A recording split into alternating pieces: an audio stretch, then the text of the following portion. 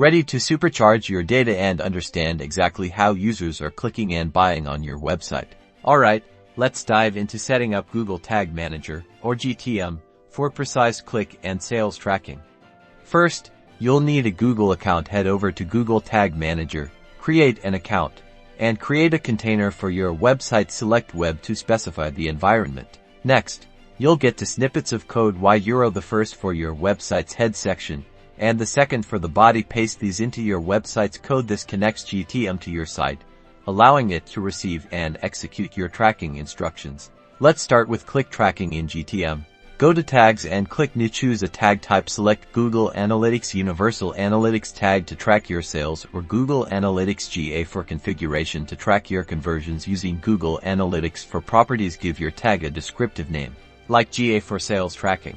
In the tag configuration section, this is where you define what you want to track for sales tracking. Select Event now. You'll need to configure the event details. You'll provide a descriptive event name, e.g., purchase, categories if you have them, and other parameters that will help you analyze your sales data more effectively. And remember, if you are tracking the Universal Analytics properties, you'll need to use a different type of event tracking. Now, move on to configuring trigger. This is the when part. When should this tag fire? For sales, this will happen upon reaching the thank you page or a confirmation screen. For sales tracking, you'll create a page view trigger. You can select which pages should to get tracked. For example, pages that contain certain words. We can also track clicks to different calls for action.